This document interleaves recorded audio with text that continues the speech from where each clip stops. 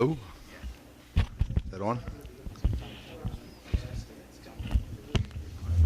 Test. Well, it's 9 o'clock. Okay. It's 9 o'clock. I'm going to call the meeting to order this morning. This is a regularly scheduled meeting of the Town Council of the Town of Fort Myers Beach. Today is Monday, November the 7th. All council members are present. The town manager, the town attorney, the town clerk, and lots of folks from the town. I'm sure they're here for they're a little late for the breakfast, but you're early for the lunch, and I'm sure that's why. But it's good to have everybody here. So we'll start, as always, with the invocation, followed by the Pledge of Allegiance.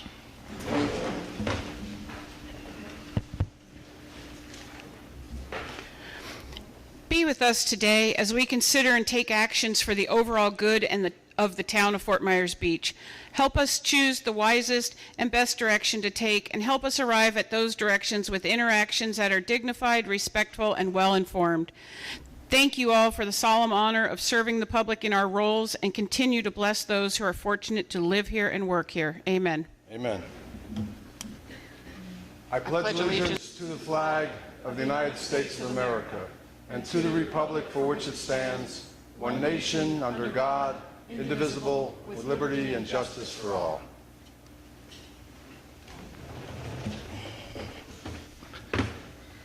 The next item is the approval of the final agenda. Is there a motion to approve the final agenda? So moved. Is there a second? I'll second. It's been moved and seconded. Any discussion? Yeah, Mr. Mayor, if I would like to pull the consent agenda for discussion item. Okay. I'll move to amend my motion to approve to include that. Amend my second. Okay, it's been amended and seconded. Any further discussion? Any objection? The motion carries unanimously. Just a couple of housekeeping items before we move on. Number one, I want to thank Sean and Bob and Rebecca for having us here this morning. This is a terrific venue to have our meeting, but more importantly than the meeting itself, it's a tremendous symbolic event for the town and for the island. It's the first restaurant to reopen since the storm, and that gives us hope. That gives us all hope. So again, I want to thank the partners and the manager for having us, and I hope you all will hang around and have a little lunch with them, and of course patronize them. You know how good the food is here, so I don't have to tell you that. So thank you again. Is Sean here? Sean, you want to? And Bob's here too. You guys want to come up for a minute? You got.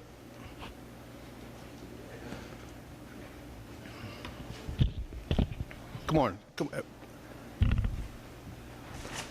Bob Rommel, ladies and gentlemen, is also one of our state representatives down in Collier County, and his partner Sean is a restaurateur extraordinaire. They both are. So I'll give you the floor, Bob. Thanks, Mayor, and your team. Obviously, 5 weeks ago, none of us knew what was going to happen, and as the owner of the restaurant, co-owner with Sean, we didn't know we'd ever open. As a matter of fact, just like all of you, when you came to your home, we looked around and basically said, I don't think we can ever open again. And, after a few days, piece by piece, literally cleaning up ourselves, doing repairs ourselves that we can, because we're not super handy. Here we are, and then when Roger and the mayor asked, hey, would you be able to help us with the city council meeting? We had a goal. We really had a goal to get open as fast as possible, to give people hope, to give our employees hope, because everybody needs to get back to work. And maybe there's a reason that our building is still standing. I'm not sure why, and hopefully over the next few years will realize it. But we're proud to be here for the island. We're proud to be part of the rebuild, and looking forward to it. I know everybody's going through some hardship, whether it's here, but we will get through it, and we're happy to be here. And Sean has helped coordinate with everybody. I mean, just to get electricity, water, temporary internet, rabbit ear TV downstairs. We're going to do the best to serve the community. You're going to have to probably be a little patient. We don't know if we're going to have a lot of customers or a little. The menus change, but we're trying to adapt, and we'll keep adapting to serve you all. And we're still a lot of prayers out there for all of you. So we're going to help you recover. So thanks for being here. And as far as the restaurant's concerned, what our goal is going to be for the community right now, we have an abbreviated menu. We have abbreviated hours right now because of curfew. We're going to adapt and adjust as we hear from everybody on the beach what they think they need. We have the same chef who is doing super fine high dining, but we're taking it. We're going to put in. We think the community probably needs a place that is more everyday place to go, and we're hoping that maybe we can expand that a little bit to breakfast if there may be a need for people to have a breakfast too. So we're going to have a menu that I think fits the majority of people on the island for the most amount of time so that it can be used often.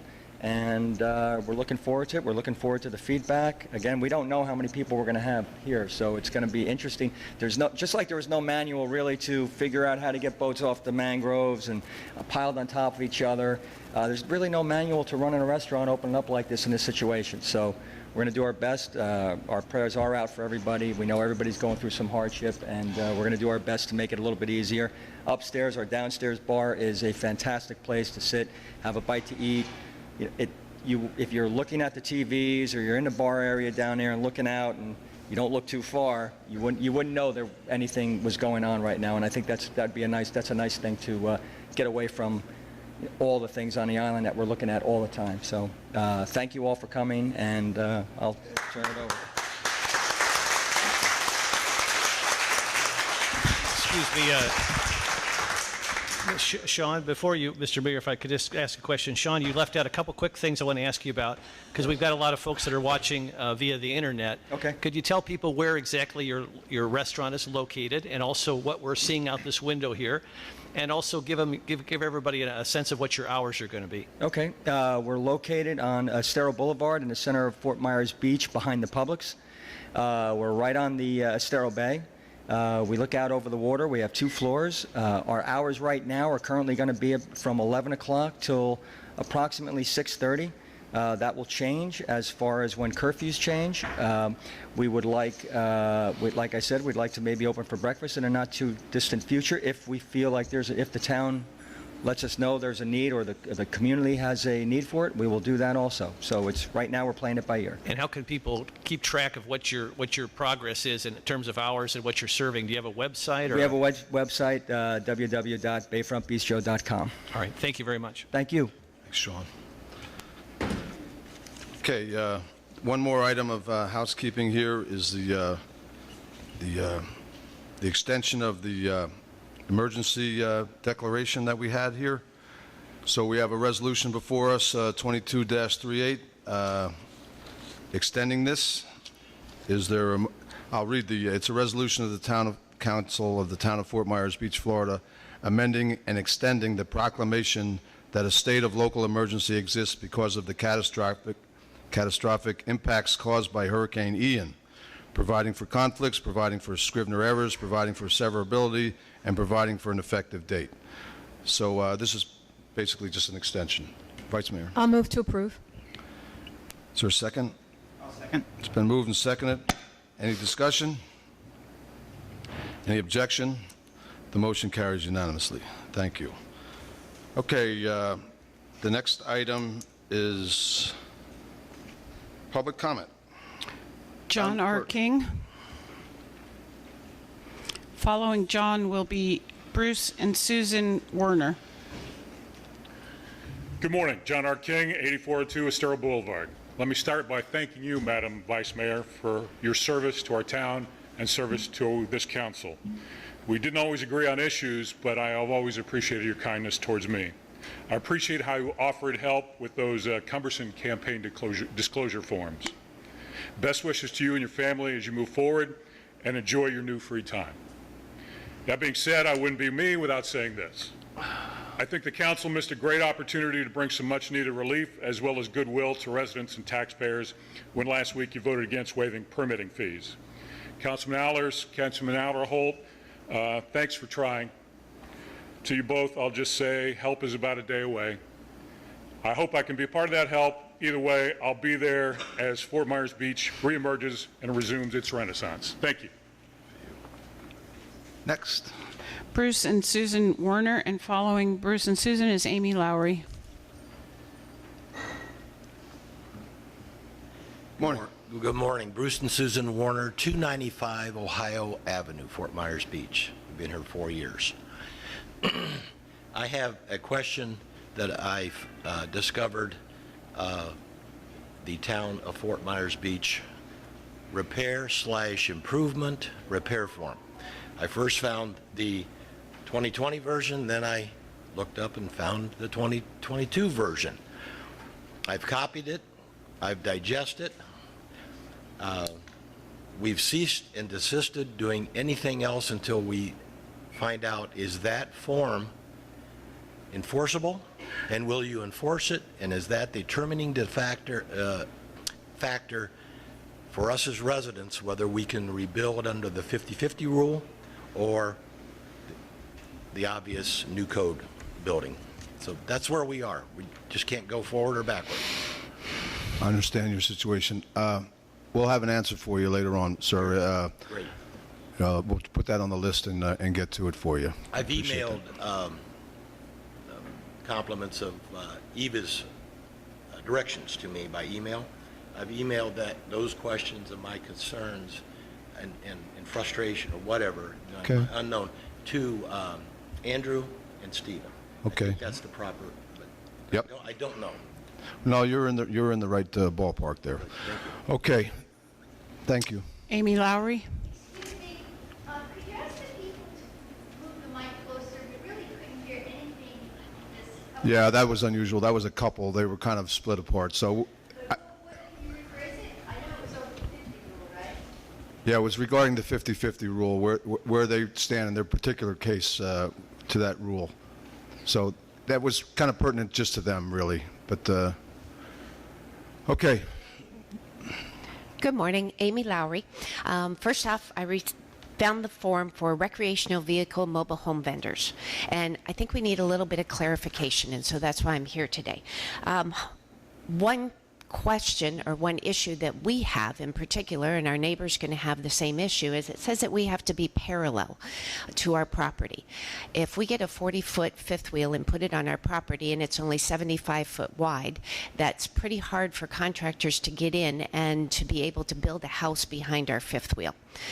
So we're looking to see if there is some way that when we do our site plans that we're allowed to pull them in the same direction of our driveway rather than facing this way, putting us along it. Our neighbor's driveway actually is more difficult. We have two entrances. They have one center. If they put theirs across it, they'd be across their driveway, which would mean to rebuild their home, the same issue would happen. Contractors would have to drive basically through our right-of-way on our property, you know, our side setbacks and all, to get into their property. So if we could park going in straight rather than across, that would be a huge benefit for some of us, and make construction easier. I don't know how to build a house behind a trailer. You know what I mean? If we're blocking it. And of course, we all know what it's like when construction is going on anyway. Everybody's trying to get in driveways. If you can't use the driveway because we're parked all across it, obviously that's going to make a bigger cumbersome effort out on Estero Boulevard for some of us. The other thing is we need some clarification on item E. It says must be placed on a solid concrete slab, pavers, or similar hard surface. Then it says stabilized surface or a tarp placed under the vehicle or structure. So what is it? Can I get away with a tarp? Can I put rocks, or do I need concrete or pavers? It's kind of loosely written there, so we want to make sure that we put down whatever median that you guys would like. So if we could just get a little clarification on that, because obviously concrete versus a tarp is a big difference. And it says similar hard surface or stabilized surface, but then a tarp, well, I don't think a tarp's a very stabilized surface. So those are my only 2 points. If we could just get a little bit more clarification on those for the process. Thanks. Good. Thanks, Amy. We'll get you some answers. I'm glad you're moving along on your rebuild already. That's very encouraging. Next. Sylvia Steiger.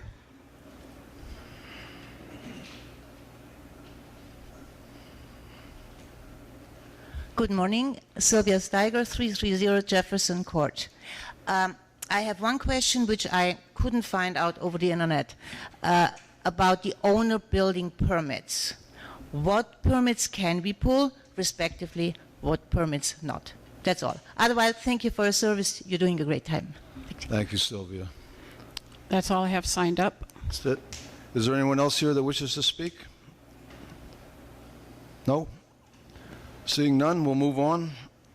The next item is local achievements and recognitions. I'll start to my left, Councilman Veach. Today for this sense of expediency. Councilman Adderholt. It's just too many people to thank, but I'll defer as well, as Councilor Veach had said. Okay, I just have one. I just want to tell you a little story. It was pretty heartwarming to me, and the heroes were really two linemen from FP&L. So we were made aware of the first temporary pole that was going up on the beach, first legal one. So they wanted me to come down and take a look at it and so forth and get some pictures of it. So I did. I went down and there's a couple there, John and Marcia, whose house was blown down, blown away, and they had a small camper there, and they were living in that on their driveway without any power. John is a paraplegic in a wheelchair, and Marcia, his wife, was taking care of him. So it had taken them forever to get the power for one reason or another, and there was a day there, the day before or something. It was particularly warm last week, and I think they said it was almost 100 degrees inside this van. You know, that they had to open up the windows and so forth. So we went down just to look at that T-pole, and here all of a sudden, here comes FP&L, and this was not planned at all. They just happened to show up at that very moment and hook these folks up. So it was very very heartening to me, and they had terrific attitudes. I mean, John in his wheelchair, never had a crossword, never said anything, and he was very positive, optimistic, as was his wife Marcia. So that made my week. So I just thought I'd share that with you all, and thank those two linemen for hooking them up. Those guys they got the whole island hot for us, but it's going to be on a hand-to-hand combat now, house to house, and when you see them, thank them, because they're really doing a good job for us out there, and I certainly appreciate it. So thank you for bearing with me on that story. Vice Mayor. I just want to let people know I've been commuting from Charlotte County, and I'm still hearing some murmurs of complaints regarding debris removal here on the island. And for those of you who haven't been that far afield, I want you to know that there are piles of debris east of 75 in Charlotte County for miles. It's not just here. People are suffering far inland, counties away from us. There are only so many trucks to go around. Those people up there would like their debris removed as well. They have suffered greatly. There are people out of their homes there as well. So just to put things in perspective, sometimes we get a little tunnel vision going on and forget that people are suffering in other areas miles away from us as well. Just wanted to share that with you all. Thank you. Councilman Allers.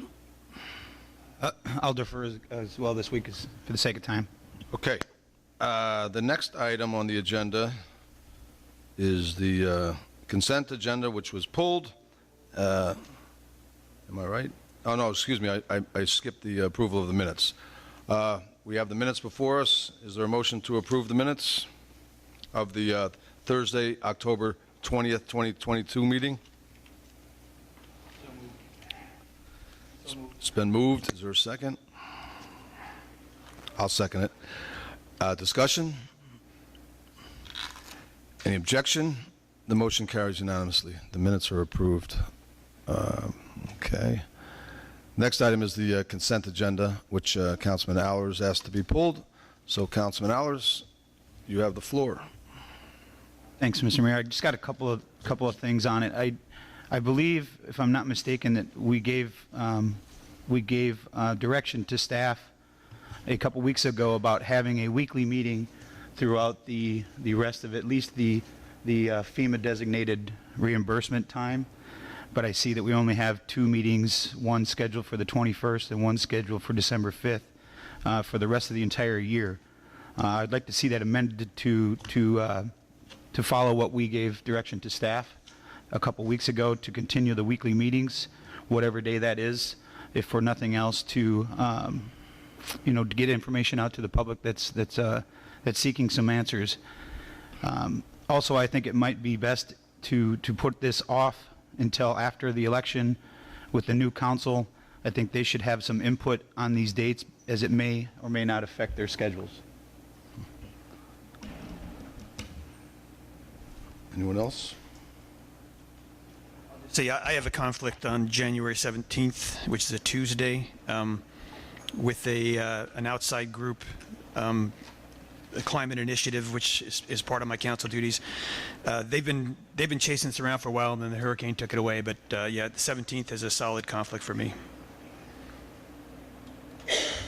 I would, Mr. Mayor, agree in the sense that I think the weekly meetings are very helpful. I think it's an opportunity for the public to ask questions, for the council to reflect many of the questions that we're receiving from constituents and get timely answers. I think each of the meetings that we've have been extremely informative, particularly when we get to the question and answer period, and I would support continuing with the weekly meetings as well.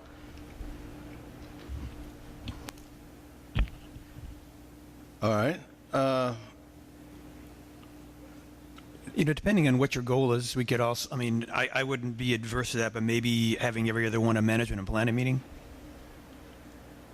We can discuss things more in depth, answer questions. That sounds like a good idea to me. We can, a little more freewheeling here, where we can really start getting into the meat and potatoes of these issues. We haven't really been getting too deep into it thus far at these meetings. So anyhow, what's the verdict Would it here? require a motion, John, if I want to essentially, I know as I said before, we had already given direction to staff to have a weekly meeting, at least through the end of the year or whenever the FEMA expires, and revisit it then. And I don't disagree with Councilor Veach's opinion about at least having one of those meetings be a management and planning session. Yes, you can make a motion, although I do think that we may have a date on the FEMA timeline. But yes. My question is, what does the FEMA expiration have to do with our meeting dates? Well, it doesn't necessarily have to have anything to do. I was just trying to put some sort of a potential end time as to when we wouldn't have to meet or revisit it. I certainly don't necessarily need to use the FEMA guideline. If it gets extended, it gets extended. If it doesn't, it doesn't. But there's obviously a lot of things that are changing daily that I think our residents would like to hear from us. And if as a council we can provide policy decisions much faster as opposed to 2 meetings for the rest of the year, I think it would benefit us as well as the residents. Mm-hmm. So I guess I would make a motion to continue having a weekly meeting through the end of the year, with the final meeting of the month, we'll say, be a management and planning session. That would give us time for the first 3 meetings of the month to be able to get all of our talking points that we would hear from public comment and from emails and calls and in-face meetings, to be able to discuss all of that at the end of the month and move forward with the next month of questions. Long-winded motion, I know. I'll second that, and I just sort of just a question as I second it. So it would be a regular meeting then next week, and then the regular scheduled meeting, the 21st for that week, and then the following week would be an M&P meeting. Is that what the motion is? Yeah, I mean, if we keep it Mondays, that way everybody can make their schedule work. We know what time, 9 o'clock. We don't necessarily know that it'll be here. I don't know if it'd be here or not every time, but the to be determined is fine. But I think if we could stick with the 9 a.m. meetings on Monday, weekly going forward, and the last one being the M&P meeting of the month, which would be the 28th. I'll second that. Any discussion? You know, I agree with the idea, but I would just prefer to put the 14th as an M&P. I just think there's little, you know, the M&P meetings can be more forward-looking, and even though there's ways to answer questions, I think there's some issues that we really need to discuss going forward when people are getting ready to rebuild, particularly commercial, that I'd like to see us break down in more depth. So I agree with the concept. I just think that maybe every other meeting should be an M&P so we can be very forward-looking for our meetings. And if anyone has questions, they can certainly email those questions to council, and we can bring those up during an M&P. And I agree with that exactly, Bill, what you said. We really need to get into some M&Ps where we can start really discussing these things amongst us. So I'm going to amend your motion, Councilman, to have the next meeting that you're interested in, but have it as is proposed here, with next week's meeting being a meeting. He can. And Mayor, was that going to be on the 17th or on a Monday? Do you have it? The next meeting after the election has to be a meeting, not an MMP, because you certify election results. So if I was understanding you, you were suggesting it be an MMP? I was, yes. So. Is there something, John, do you want, that's correct, huh? Okay. Okay, I'll withdraw the suggestion. So I don't have a problem. Maybe then instead of the next meeting, we can go the meeting after that. So the first and the third meeting of the month then would be M&P meetings? It's just shifting it to align with what has to be done? Would that be amenable? Yeah, so this is the first one, and then the third one. So, well, if we have a meeting next week, it would have to be, because it's after the election. Is that what you said, John? It would have to be a normal meeting? Yes, it has to. Well, you do need to have a normal meeting, and I would recommend it be the next one after the election to certify the election, swear in the new members. Okay, so then we've got a lot of motions out there. Good. Sure. So I'm just saying, so really now we're talking about, since you want to wait until we get the new council seated before we go forward with the schedule, then the only motion is to have a meeting next week on Monday. If that makes it easier, I will amend my motion to have a meeting next Monday. So table this until our meeting next Monday. Would that be easier? That would be acceptable as well, and I don't know if the manager wanted to speak to the issue. Yeah, I'd like to hear what the manager has to say. So the reason we put forth this item was for the purpose of having our regular council meeting schedule.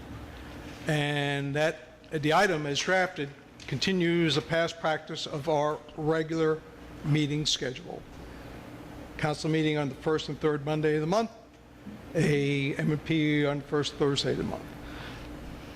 The requests to have additional meetings, or what I would call special meetings, you can have those every day if you want to.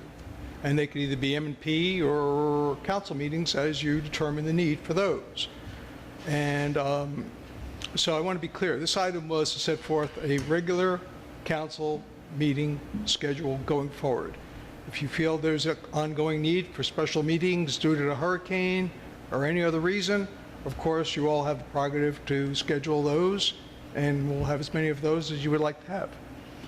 Yeah, I appreciate that, Roger, and I completely understand trying to get back to a sense of normalcy, but I wouldn't say that it was a suggestion that was put forth to staff at the meeting a couple meetings ago. It was a direction to have meetings weekly. The consensus of the majority, at least of the council, was to have a meeting every week. I would still like to move forward with having a week, at least till we get through a little bit more of this. The more meetings we can have, the better off. I think both the staff, the residents, and this council will be informed as to decisions and things that are going to be coming forth. So I'll stick to my motion to have the meeting next Monday, table this until a regularly scheduled meeting next Monday at 9 a.m. at a place to be determined. I'll second that. You know, when you proposed it, Councilman, you said it was for FEMA. It's not for FEMA. It's not for FEMA. Why don't you just tell us what your intentions are here with changing this meeting schedule? I brought it up a couple of weeks ago because I think it's important that our residents see us and hear from us at least once a week so that we can address their concerns publicly and try to give some staff direction. Okay. That's my, All right. that's my direction. Okay. There's no need for applause. Thank you very much. Okay, we'll go with that then. We'll go with that, Councilman. Okay, there's a motion on the floor. It's been seconded. Any further discussion? Any objection to the motion? I object. Anyone else? The motion carries with 4-1 with Murphy objecting. Okay, the next item is the items for discussion. The first item is the restoration of Fort Myers Beach. I'll open it up to whoever wants to discuss this. Well, I'll start off because I've got a couple concerns. One is just generally safety on the island. I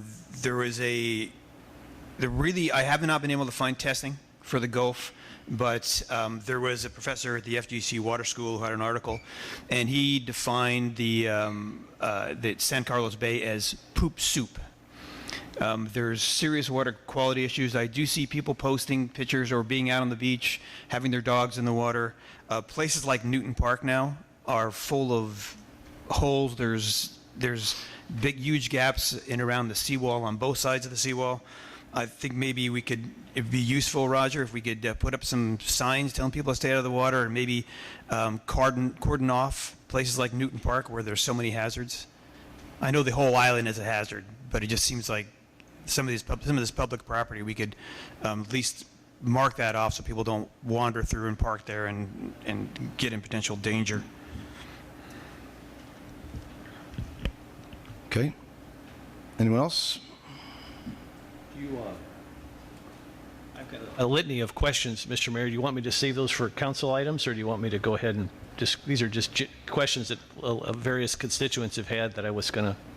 Well, I mean, if they pertain to the restoration project, okay. You're welcome to discuss it now. In no particular order, Roger and/or staff, however you want to yield, if you don't know the answer. Just had a number of questions about. I think we've talked about this, Roger, or maybe you have staff here that could help you with this.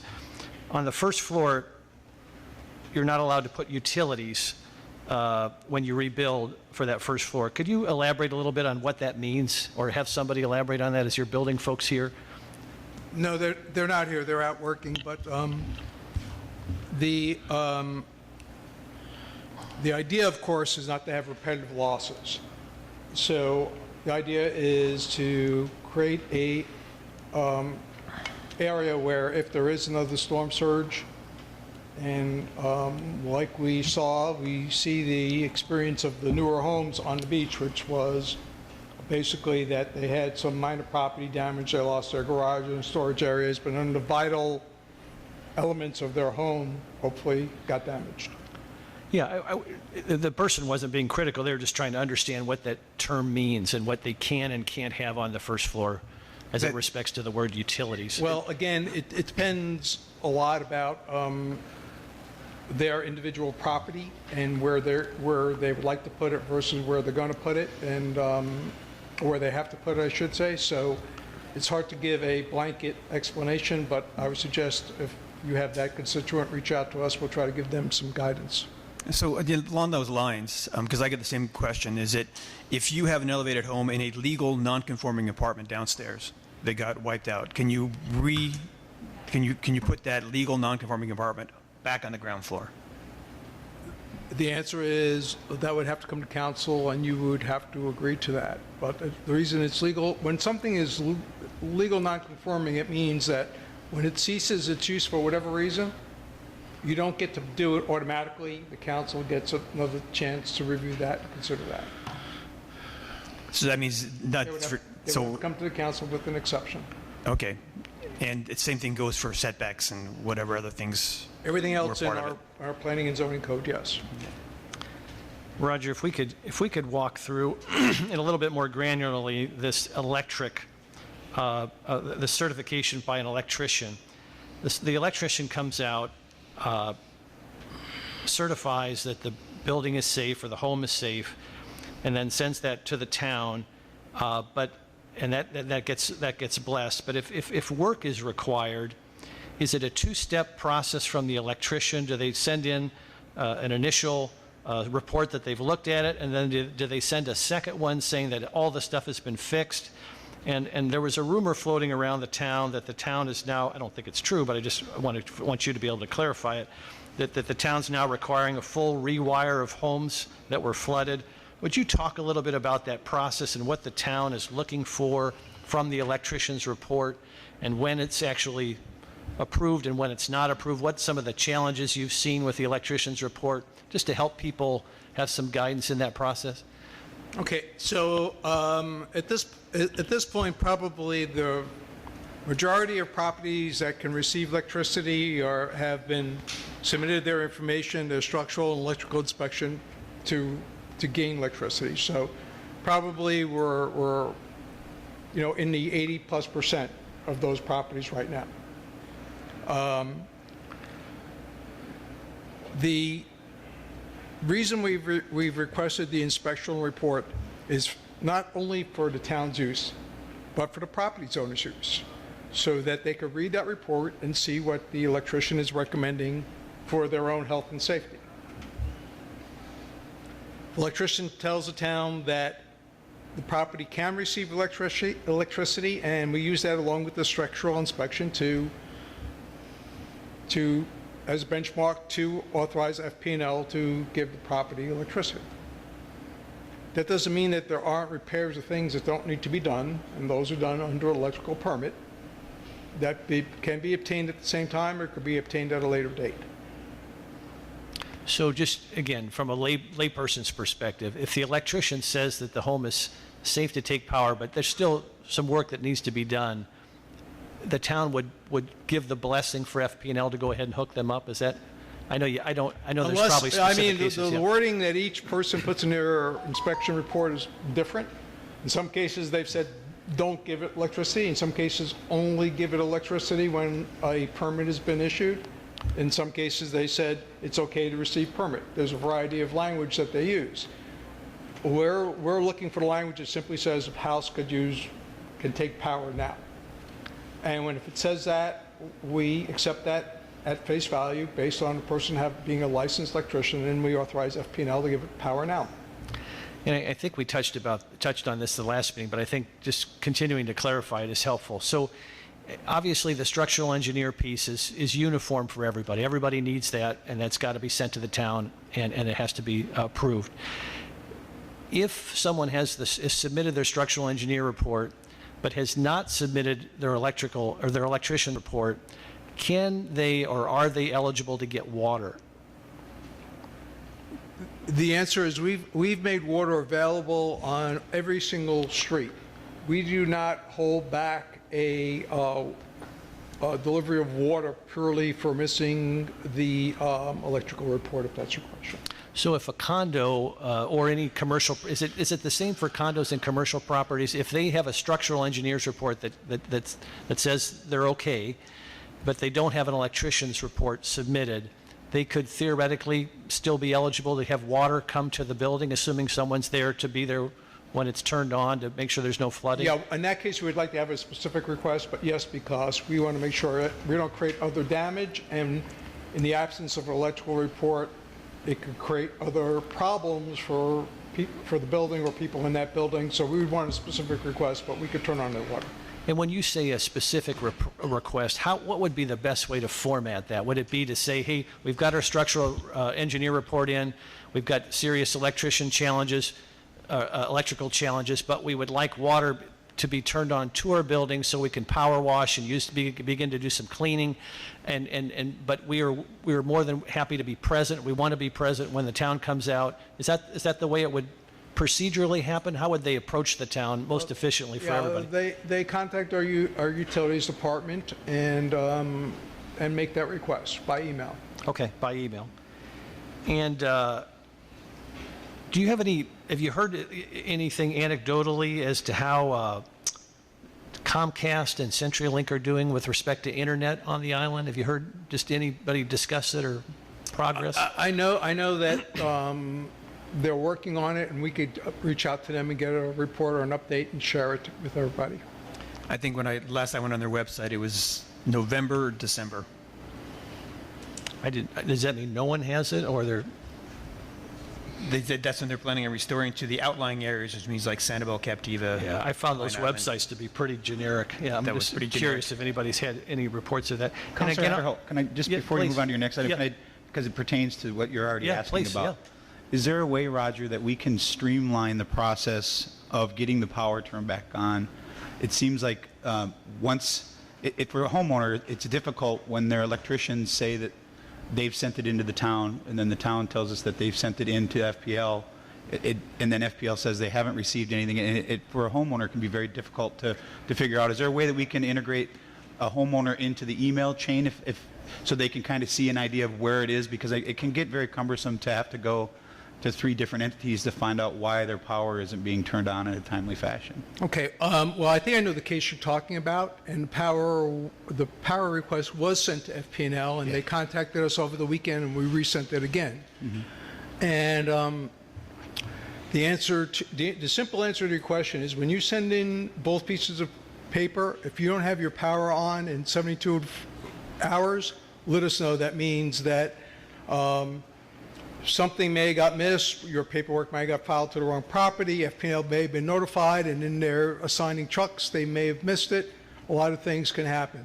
We've have had several cases where FP&L was given the go-ahead, and for some reason, they didn't get to it. There was, you're supposed to do it tonight, ran out of time, and forgot to pick it up the next morning, or whatever the case may be. I'm not going to speak for them, but I could tell you that they're public records, the emails to FP&L authorizing them to turn on the power. So it's not like we're placing a phone call or writing it on the back of a Post-it note and handing it to them. It's being emailed to them, so there is a record. Yeah. So all that being said, I can talk to the staff and see if we can paste in the requester's email address when we send the email to FP&L. If they want, yeah, and this is certainly not a blaming thing. It's just to try to streamline it a little bit for both staff and for the residents to be able to have a one-stop shop, if you will, to say where are we at in this process and not have to go to 3 different entities to figure it out. Well, I will relate to you that, and I'm not trying to cast any dispersions on anybody, but when we met with FP&L on Friday, this past Friday, they were amazed at how many people that had been hooked up already, and the system that was put in place to effectuate that. So we continue to try to do better, because that's our motto, to always try to do better. But we follow up on every single case when someone says, it's been a couple of days and I haven't got my power, what's going on? Okay, that's all I needed. So they have the direction to, if within 72 hours they don't receive power, then to contact the town. Yeah, I mean, I would urge them to read their reports, make sure their electrician said that they could receive power, but assuming that, yes. Sure. Okay, thank you. Jim? I'll ask this question again, and I don't expect you to know this, but you hear a lot of things being sort of the CEO of the town. Have you heard, as more and more people are staying on the island, have you heard, are they able to order things through Amazon, FedEx, and or UPS and have them delivered? My understanding that deliveries are starting. We had a meeting about that on Friday. They're also reaching out to them directly to see if we can, facilitate that. But as of today, I don't have a clear answer. Amazon, yes. FedEx, no. Post office, yes. But we've asked post office to set up a local post office. I know that's in the works. And we have someone who's been tasked to start reaching out to the various delivery companies to see if they're ready or willing to start making deliveries. I'm just curious, because you're in all these meetings, have you heard anything about Publix and or CVS as to their timelines? I have not heard from CVS. I heard that Publix is roughly trying for the beginning of the year. Beginning of the year? All right, thank you. Before the beginning of the year, I should say. Before the beginning of the year.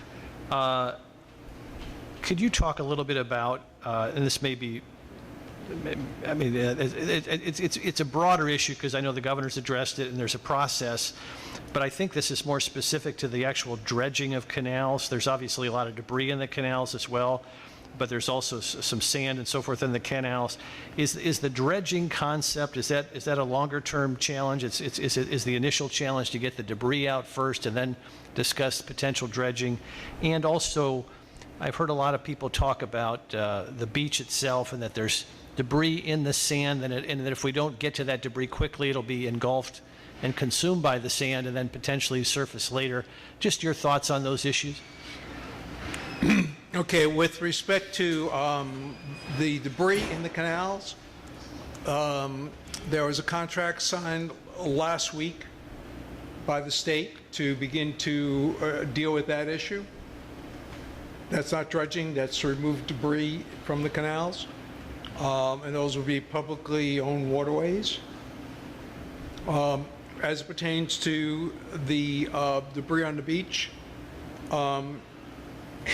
we have raised that as an issue to the state. What the state has basically said that the public lands part of it is a clearer issue. They're looking at what to do about the privately owned portions of the beach.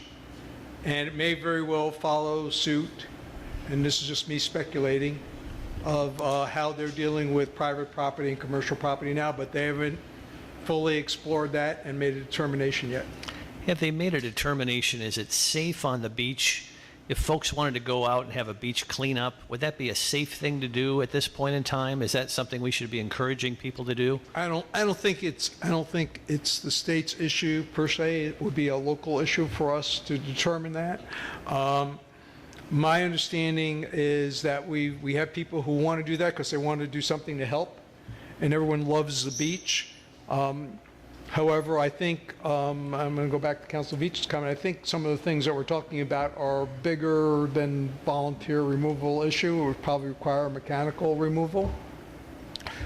So we're looking at, if we can, and this is yet to be determined, if we can hook up the state with people who have worked on our beach mechanically in the past because they know our beach well, and to see if we can facilitate some type of agreement where these folks can be put to work to do the heavy lifting on the beach, and then that would be followed by the volunteer effort to get the smaller stuff that they can't get in a perfect plan.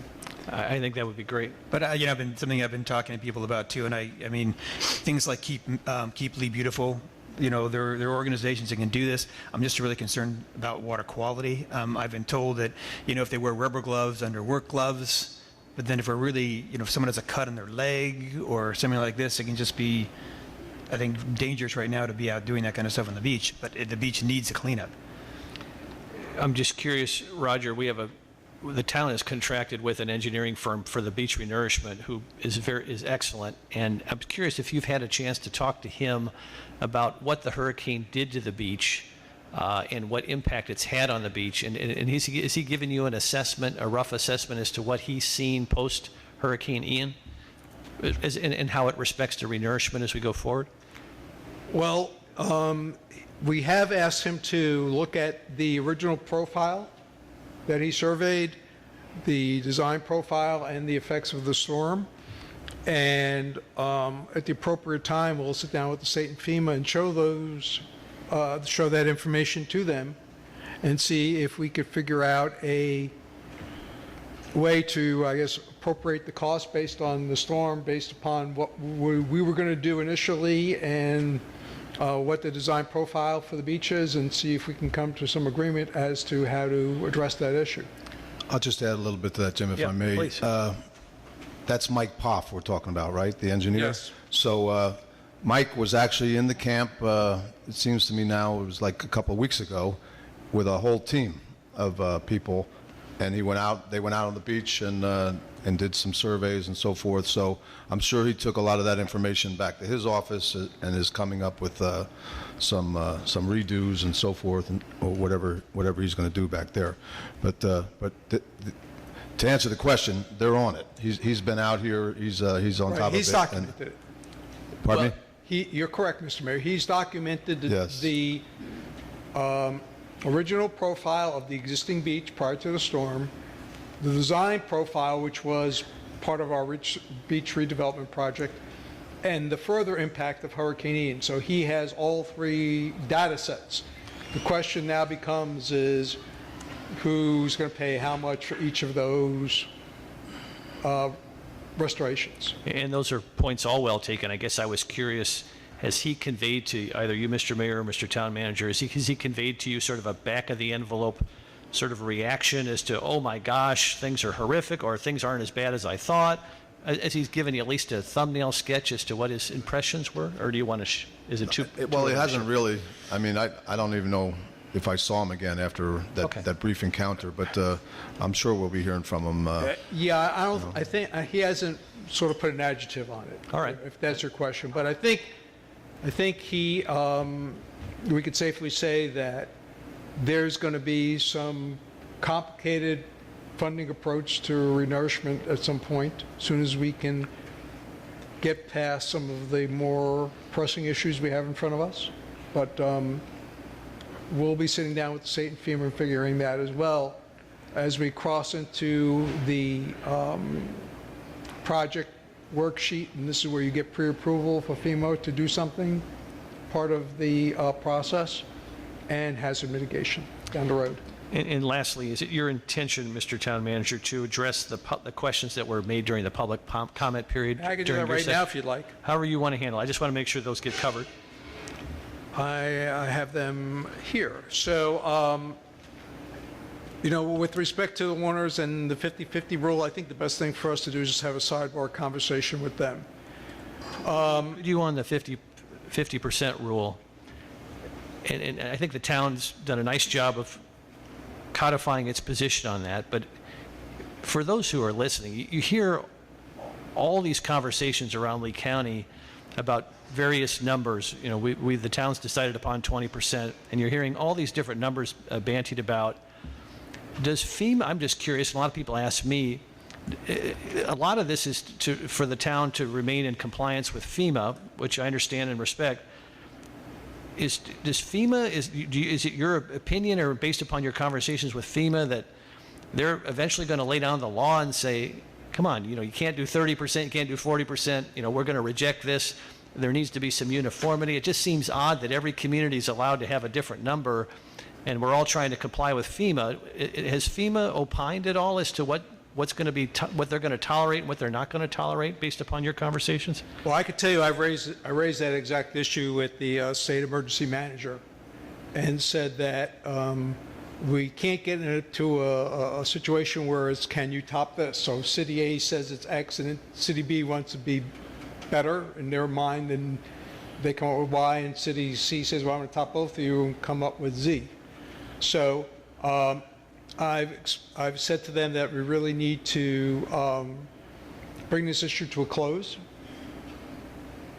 And I think it's adversely affecting people's ability to make decisions and move forward, because some of them may be hoping that there will be a better answer in 2 weeks than there is today. And all of that's counterproductive to the overall restoration process. So what I believe the case is going to be that our standard is probably going to remain at the higher end of the scale when all is said and done. And since it was something we already had in place, I think we're okay with FEMA because we didn't make it looser. So I think we're okay, but I wouldn't recommend that you go to 21%, for example, because then you would have changed what we had in place. But if by some way, shape, or form somebody else goes to 21%, then I would say it would be, you know, appropriate for the council to revisit it. You may recall when this first came up, I said that we could wait 2 weeks and see what everyone does, or we could do what we want to do today. And the council took the position, well, we want to do what we could do today because people need clarity, and I agree with that. So now we're in that 2 week period or so where we're seeing what other people may or may not do. I suspect that they're all going to be canceled to keep whatever they had in place, but we'll see. Just because a point on that, because I know that before this, we were one of the more permissive municipalities with the 50% per permit as opposed to every 5 years. I think I heard that Cape Coral was going to change to go from 5 years to permit by permit. You heard that, Roger? You know, I've heard a lot of sort of statements made, but not a decision made by any political body that they're going to change anything yet. So, you know, being the time of year that we're in, there's a lot of people who are saying a lot of things. And all I said to the state is, look, we need to bring this to a closure so people can make decisions, because in some cases they're making irrevocable decisions about what they're going to do, and not feel that they made a decision and then had the rug pulled out from underneath their feet 2 or 3 weeks later by the rules of the game changing. So I encouraged him to call the folks in Lee County and elsewhere and bring this issue to a close as soon as possible. Roger, before you move on, to get back to what the initial thing was, I believe it was the Horners that brought it up. I don't know if it's specifically an issue that's specific to them. If my understanding was correct, it was essentially that the repair form is the repair form that's on the town's website. Is that the one that's going to be used for any general contractor or homeowner that wants to be their GC moving forward? Is that the form that they can now proceed with? So the form shows the format, and it can be used as the form if they want to use that as a form. General contractors, most time, they have their own way of doing estimating because they're preparing a proposal to a property owner.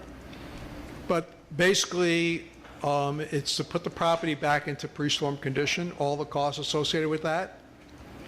There's no savings per se from sweat equity. And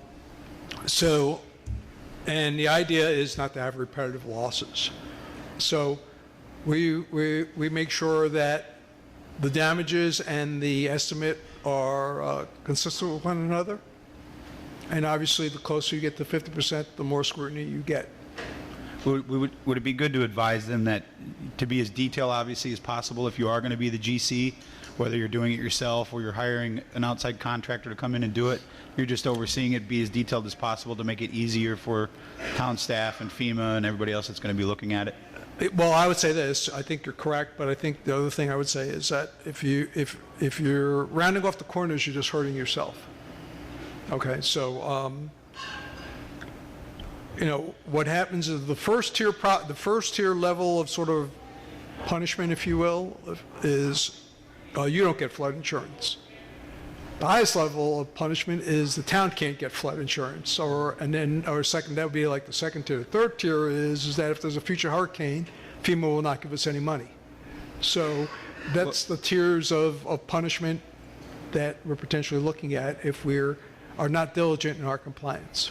And I appreciate that, but I think if the town would, if someone fills out this form and turns it in before they get their permit, the town's going to vet that out. It's a precursor to getting a permit. Right. So hopefully that we would be able to tell them this, you know, we know you're not buying sheetrock for $2 a sheet. So you're sending in your permit for you know, 1,000 square foot home and you're only putting $1,000 into sheetrock.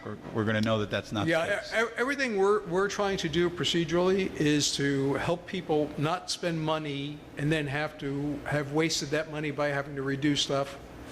So as I said, to round off the corners only hurts yourself if you do that.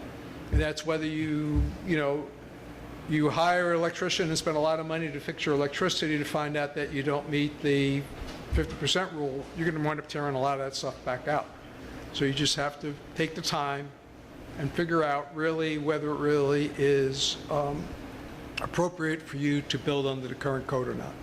Hopefully that answered your question. But if people have individual questions, we'll do what we can to help them. All right, so Ms. Lowry asked about the temporary use for RVs and trailers.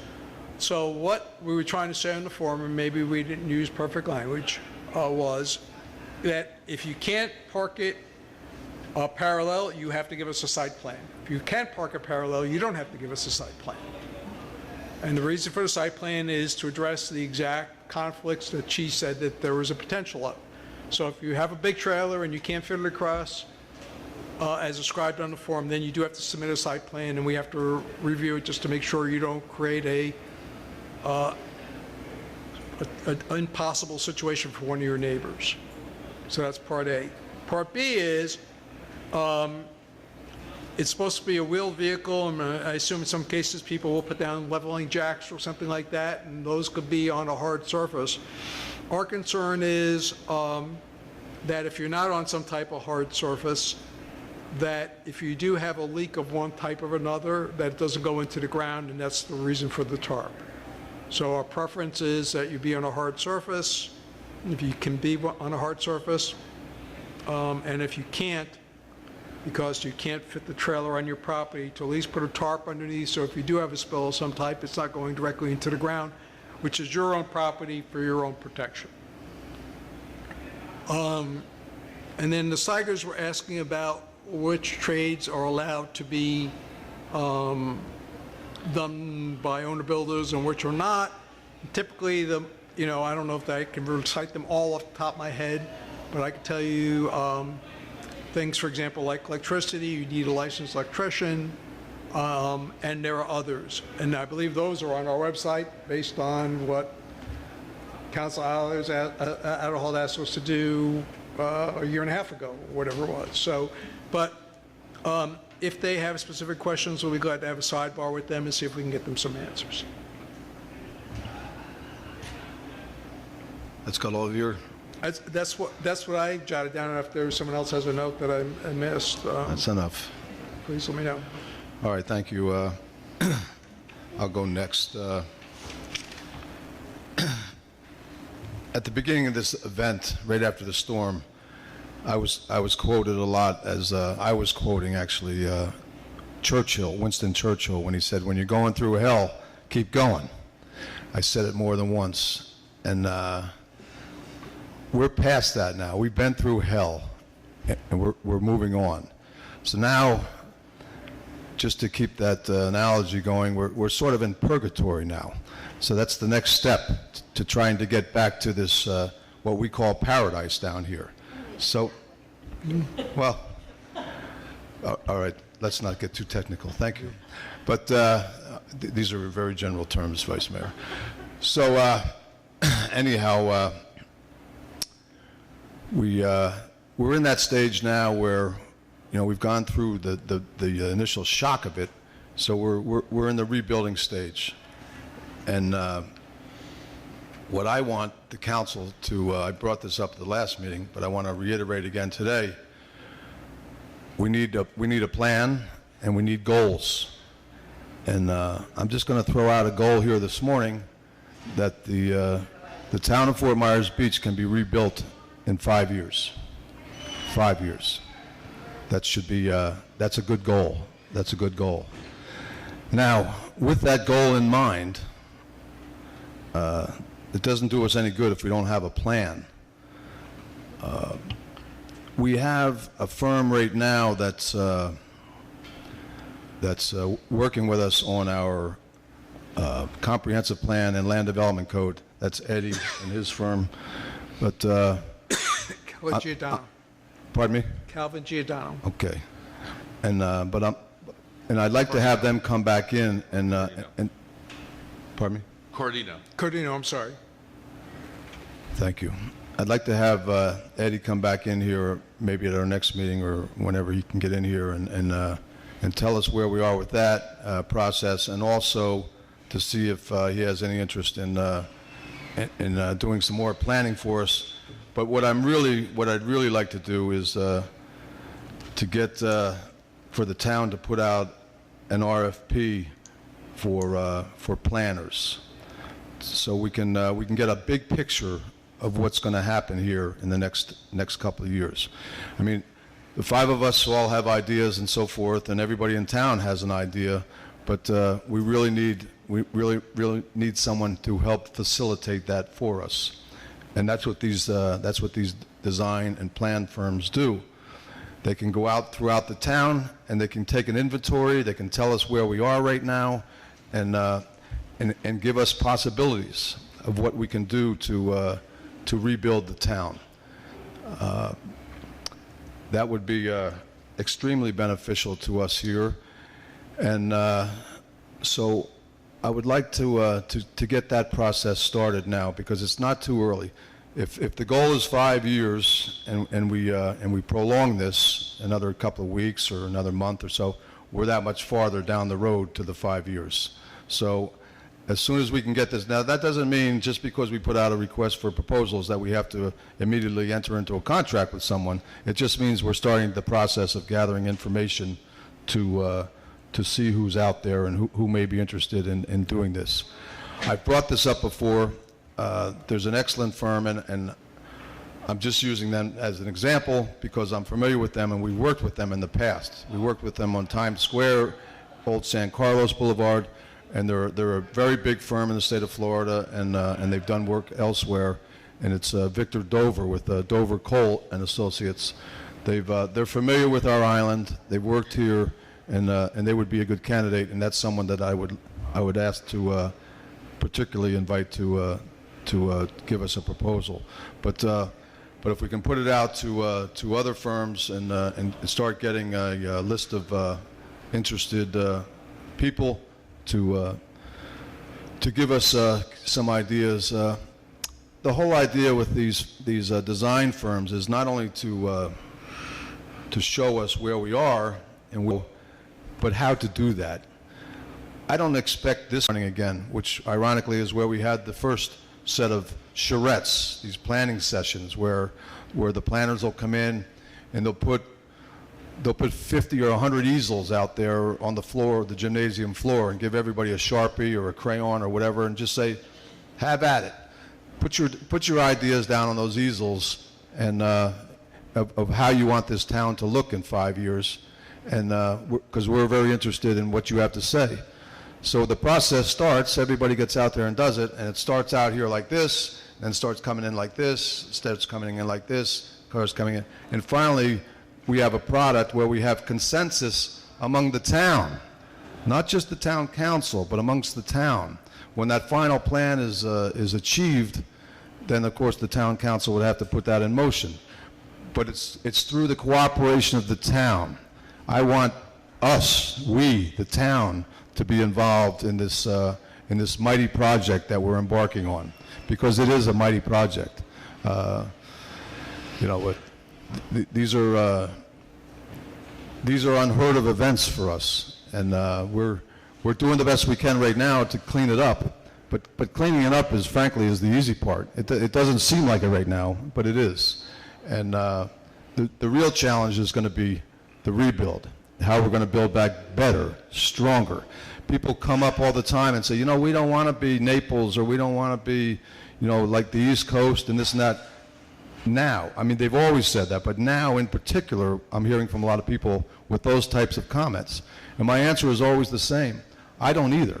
I mean, I think everybody in this room and everybody out there listening right now can agree that we love Fort Myers Beach the way it is, the way it was, and that's how we want to return it. Now, is it going to be a little different? Of course. That'll be dictated by FEMA and other organizations and so forth about how some of this rebuilding goes on. But we can still retain the small town character that we all love here on the beach. We can still be the neighborly place that we've all come to love. But that's the process. That's the process to be inclusive about that. And that's my hope, is that the rest of the council agrees with me, and we can start this process and get this process going, because it's not too early. It's time. It's time to be thinking about the cleanup will go on. It'll go on for a long time, but we can't lose time just worrying about cleanup when we have to be thinking about the future. That time is now. That time is now. So we have to do that. So I'm going to ask Roger if you'll do that, and with the blessing of the rest of the council, put out those RFPs and see if we can't get this process started. I just have a couple questions for you, Mayor. One is, well, how is that different than what we get from Sarah and Jason, Well, the it's, people we have on staff now. know, You're trying to be more visionary as opposed to... yeah, it is, Bill. It's more visionary, and I mean, these are, not to say that we don't have very good people on staff, because we do, but they're more particular to the sites. These are the big picture people that look at the whole island. And by the way, that one firm I keep talking about, they're already familiar with the island, but you know, they have the experience in coming into an area, as I say, inventorying it. You know, they'll do the aerials, they'll do this, they'll do that, and then they'll get a picture, and then they start thinking about the big picture, and they give that to us, and then we proceed from there. But frankly, I'm not to put our staff down, but it's probably more than we should lay on them. You know, I think that I would agree if it would expedite things, because I think, you know, really one of our jobs is our primary jobs is to be forward-looking. I mean, if people want information, there's town staff, there's numerous channels to get that. I appreciate the questions that are difficult to answer that keep coming back, but I think that you know, you're right, Mayor, that we really have to be looking down the road. I also would want to ask you, because I know that I've been here and I met I think we probably all have met the Panama City people, the mayor. You know, I've read interviews from the mayor of Mexico Beach, and they've had a similar experience. And I know that they've done some things that I thought were pretty interesting. That could you maybe opine on some of the things that they've said that you took as lessons for us going forward? Well, without getting too in the weeds with all the particulars, but they did. They had all kinds of things that they came up with, different ideas about how they could do this. Mexico Beach was really, I mean, they put it to their people, and they decided that you know, they were not only going to build up, but they were going to exceed it by I don't know, it was a couple of 100%. I mean, the incident commanders can tell us, the incident management people can tell us. I think you heard they went with a 250-year flood. Yeah, 250-year. I mean, they Plus really. 2 feet. Sorry? Plus 2 feet. Plus 2 feet, yeah, plus 2 feet. But so they really exceeded it. But you know, without belaboring this, but there were other things that they did up there that. And I can get back to you with a whole list of those, but I can't recall them all right now. I think one thing I heard in Mexico Beach was after 3 years after the storm, they still didn't have a restaurant reopened. And here we are a month later, the first restaurant reopening here. Well, that's right. And I was informed this morning that Yucatan is getting ready to come back online. I know the folks down at Wahoo Willie's in Snug Harbor, they're looking to get those restaurants up and running along with their food truck somewhere else. And so there's progress being made. But that's all good, and as a matter of fact, it's excellent. But it's part of our initial recovery. But what I'm speaking of is what we have to be thinking about for the future. Anything else, Bill? Roger, I got a couple questions for you on this. I certainly think this is a great idea, and as you said, we've all talked to those two gentlemen who were very enlightening in some of the things that they did. Would this be something that would fall under reimbursement from FEMA? No. It would not. It would be something that the town would have to outlay and not get back. Yes. I thought when I was speaking to them that they made it sound that they were reimbursed, as well as the firm that they hired to oversee the dotting of the I's and the crossing of the T's, if you will, for all the FEMA paperwork, that they were reimbursed. Was I mistaken? That's different. Well, there is a administrative reimbursement that's part of the for each FEMA project. That comes back to town. How you expend that FEMA administrative reimbursement is up to the town council. In their case, they may have taken that money and used it to pay for a long-range planner. They may have used it to pay for the people who helped them in getting their FEMA reimbursement. So it's just really a matter of how you deploy that 5% that FEMA typically pays on each project. Okay. Well, I would certainly support putting out an RFP to bring in someone like you said, Victor Dober, to assist in the future. Okay, thank you. Before we move on, I'm going to pass it to the Vice Mayor next. Do we have consensus to move forward with such a I think so. Yeah. Okay.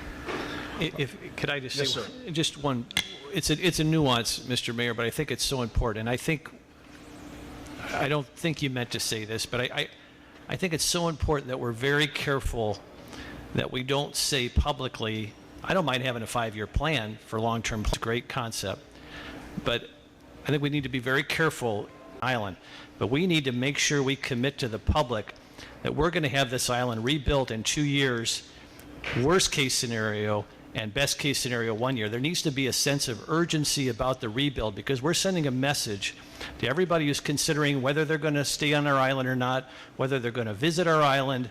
It's such an important nuance that if people are told that it's going to take 5 years to, and I know you didn't mean this, but if people are told it's going to take 5 years to rebuild Fort Myers Beach, that's going to impact, I think, adversely people's morale and also their decision whether they return to our island. So I hope publicly our goal is, and quite frankly, I believe this, that we can rebuild this island within, again, best case scenario 1 year, worst case scenario 2 years. And we can have some longer term plans, that's fine, but it's so important that we let people know that there's a sense of urgency about rebuilding this island. And I just want to make sure that didn't get lost in this conversation or misconstrued, I guess is a better way to say it. And I know it wasn't purposeful, but that's all I've got. And I do think, listening to the Panama City and reading about Mexico Beach is that they said the residential was the first thing to come back. And a lot of that residential came back as vacation rentals. But, there's obviously, this place isn't waiting 5 years. So it really depends on where you draw that line. Things like Times Square and the V Zone, that's going to be tricky to figure out how to make that work. Yeah. And that'll take a while. But then things like you look at Margaritaville. That was 18 years after Charlie. Out of nothing the town did, the owners of the land held on to it. So there are some people who are going to have land that they're going to wait on.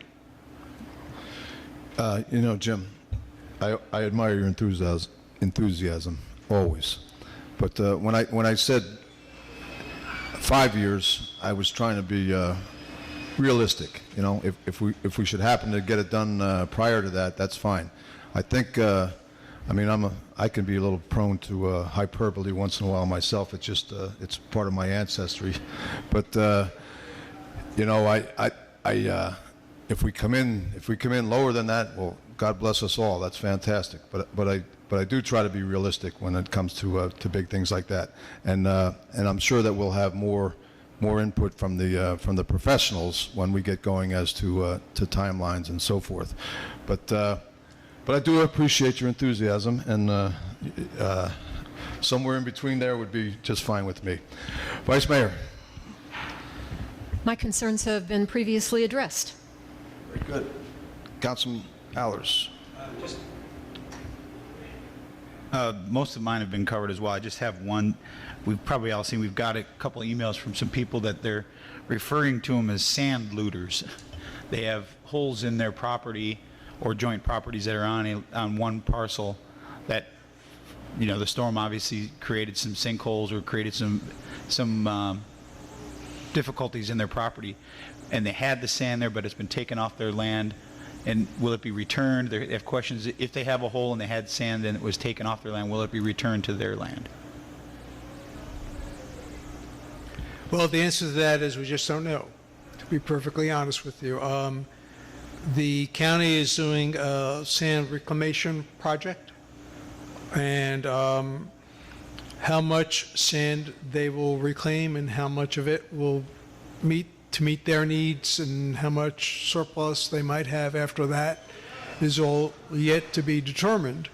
Along with the issue we discussed earlier with respect to Mike Poff and the original design and the post-storm design, surveying and our restoration project and how all those pieces fit together, including the situation that you're just describing. We just don't know just yet. It's on our list of things to try to flush out, but I don't anticipate an answer for that in the very short term. It'll be something that's probably more 90 days out. Okay. So Dan, just kind of a clarification. So you're talking about people that had sand removed as part of debris removal? and getting the sand back, or are you taking people who are taking, like neighbors taking neighbor sand? No, what it sounded like to me was that the storm had moved sand from one part of their property to another part of their property, and maybe it was too close to the right of way and it was picked up, but they said they're coming in at night and they're scooping it up in dump trucks and hauling it away. So I guess I don't know the specific answer if it's something coordinated by us. Right, so there is an effort to segregate from the debris, the household construction debris, the sand for the purposes of then seeing if that sand can be screened and reutilized. So that's going on. So there is people who are coming, official people who are coming in and trying to reclaim the sand that's being piled on the right of way and reutilize that. And that's part of that project that's being done that I mentioned by the county, I believe it is, to reclaim that sand and replace it.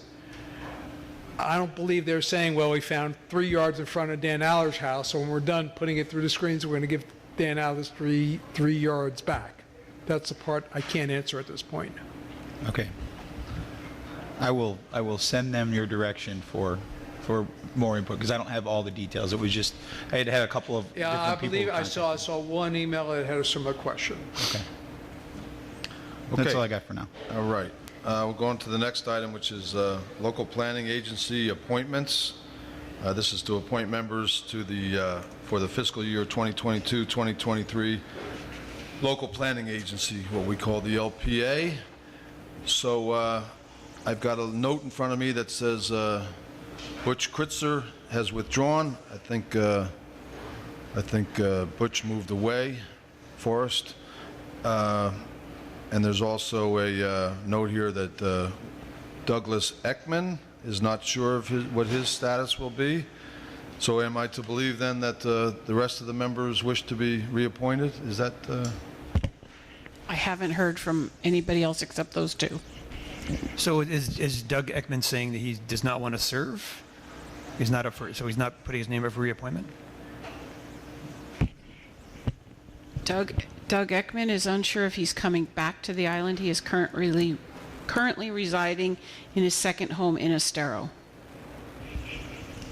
Okay. Well, we'll wait to hear. So we're really not ready to do anything yet if we haven't heard from the other members, right? Is that right? Okay.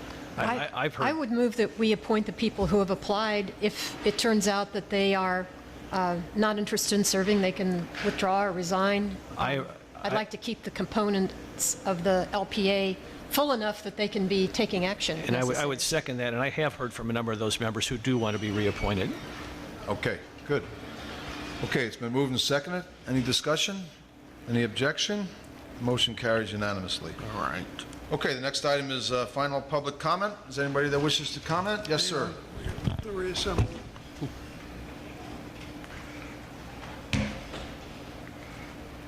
Doctor. Great.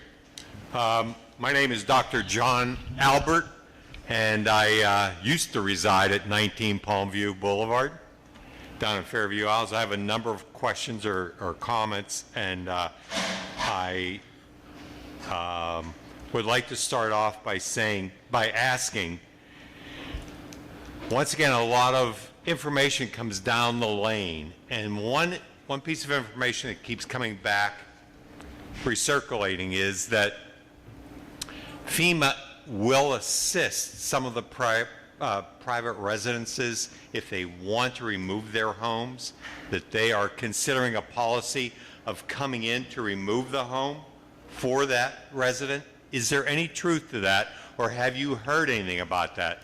Because I've called everybody, all the disaster reliefs, I called FEMA, nobody knows, but I keep hearing this recirculate through the community. So is that going to occur? I'll answer that, which is unusual, Doctor, but I'll answer it for you. Just to, there's that website that I keep pushing people to, that iandebriscleanup.com.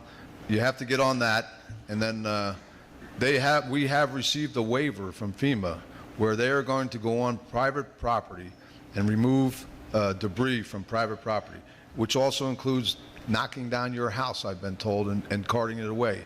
Also, any other titled property, cars, boats, this and that on your private property.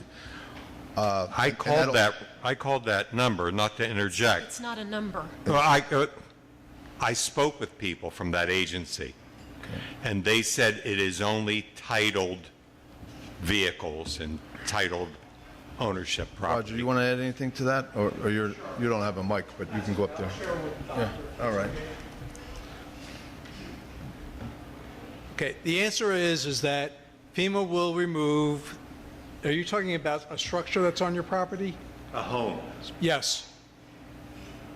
So you have to sign on at iandebriscleanup.com. Okay, and they're going to ask you for a right of entry to go on your property, along with some other documentation. At the end of the day, they will come in and remove that, and they will, just to be clear, write this part down, I'm going to. they will make a claim against your insurance company for some of the costs. Okay. Very good. And I think it's important, if I may, to add that I've had people contact me that have sent in their forms to the iandebriscleanup.com on Tuesday and asking why they haven't gotten a response back on Friday.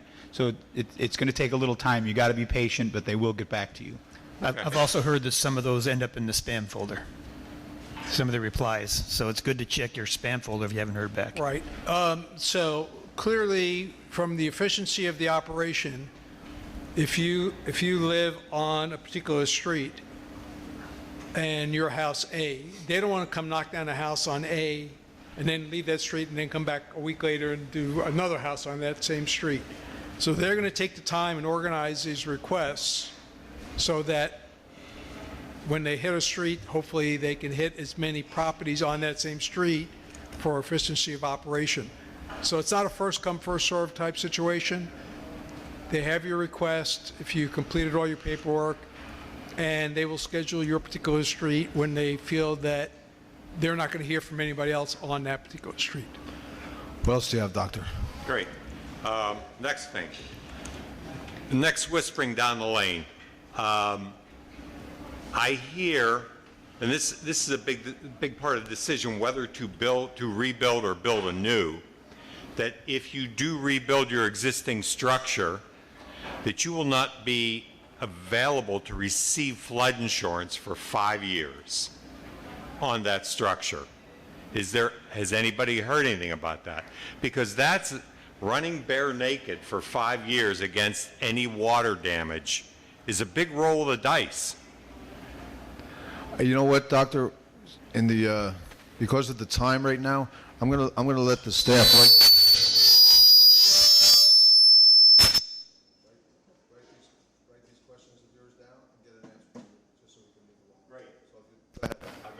All right. The next thing about rebuilding it all, I have had 3 electricians out to my property. I have a swing between top bids on the property, if you will, of $6,000 as to what they're going to do for my electrical. My suggestion is, why don't you consider something like a triage so that people can get up and get going and offer 3 quickie permits or 2 quickie permits. One, an electrical permit that puts an RV or some sort of temporary housing on a property with a 50 amp or a 30 amp or whatever you need. That's permit number 1. Permit number 2, a sub panel with a couple of boxes on it, 2 or 3, so that a contractor can come in, start his work outside or inside the house or wherever you want to. That's quickie permit number 2, without involving the structure at all. You've got brand new electrical at those 2 points. Number 3, the permit would be to do whatever you want to do, which would take more time to review by your committees or whoever it is doing this, to review the electrical plan for that structure. But at least the property owners can get quick electrical out there at a uniform price. We can know that, well, throwing a quick 3-box sub panel up is going to cost me $750 or $1,000 or whatever it's going to cost, and that's pretty much throughout the island. we know what we're facing. We're not facing, am I going to spend $6,000 more on this house or $10,000 more on this house, only later to find out I'm going to knock it down. If I have a sub panel here, I'm going to use it either way. Whether I keep the house or whether I knock it down, that sub panel is going to be very effective for me to use. So those quickie permits would be very sensible for you to consider. You got to wrap it up, Doc. Okay, I will wrap it up, and I think as far as the sand goes, my feeling, the residents are going to be the first people coming back. And and I don't have sand requirements, but any resident who needs sand should get it first, because they're the ones bringing people back onto the island and bringing commerce back to the island. Thank you. Thank you, sir. Anyone else? Yes, sir. Yes, ma'am. Come on. Come. You have to, yeah, come on up.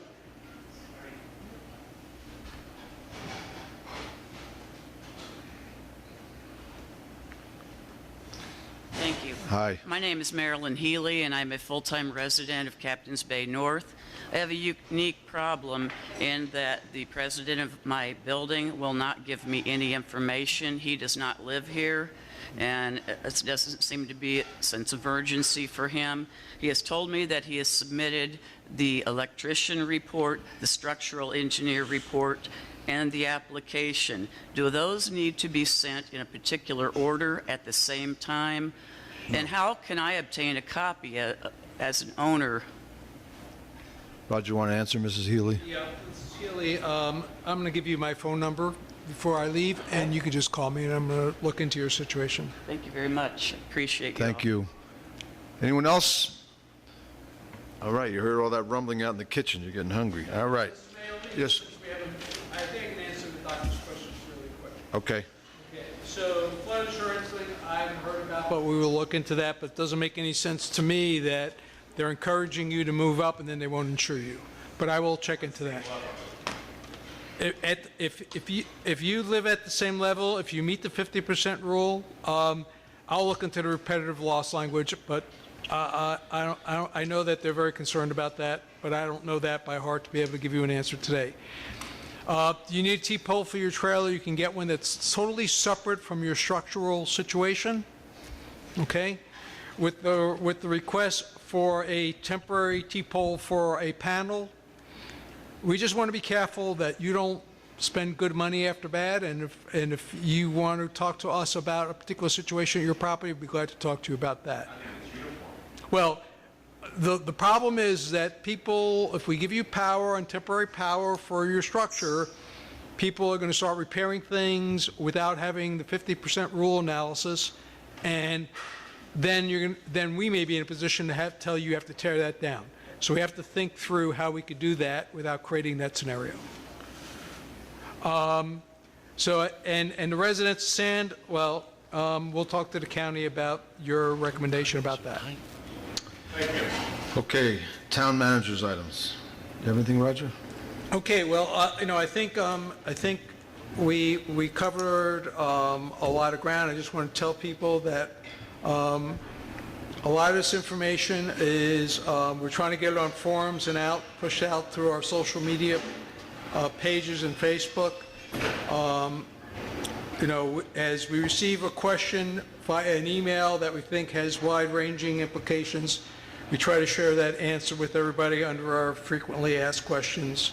So sometimes you can find an answer there to a question that someone else previously asked. But we continue to get the town up and ready for people to, whether it's restaurants to open. We have a couple others that are planning to open this week. We have 3 resource centers that I believe everyone is aware of. And we're continuing to try to look at alternatives to set up a more permanent town hall versus trailers and tents. I also want to just thank the folks from Jacksonville who have come down. Some of them are here today, who have come down to help us. We really appreciate it, and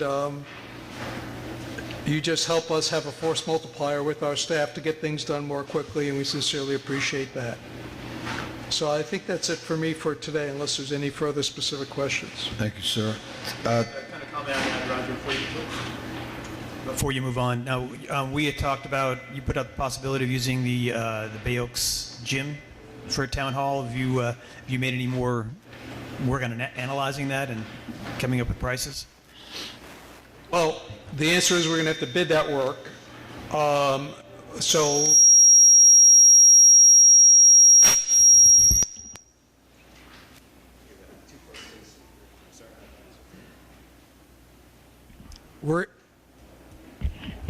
hello? We're going to have to bid that work out. So I've been told that we will have a scope of work completed today, and we'll put out a bid with your consent, and we'll tell you what that number is when we get the bid prices back, and you'll tell us whether or not you want us to proceed or not. And those could very well be reimbursable expenses, correct? Yes, depending upon what's included, I would think the vast majority of that would be reimbursable. Okay. All right. Thank you. Town attorney? Nothing. Nothing. Okay. Council members' items and reports. Have we covered the waterfront yet? Or Bill, do you have anything? I think we've covered everything. Jim? All my questions have been answered. Thank you. Same here. Vice Mayor? Councilman? For the sake of time, I'll save it till the next one. There you go. Okay, if there's nothing else for the good of the order, I'll entertain a motion to adjourn. So moved. Been moved and seconded. Any discussion, any objection? We're adjourned at 10:37. Thank you all for coming, and grab a lunch. Music starts at 1. No.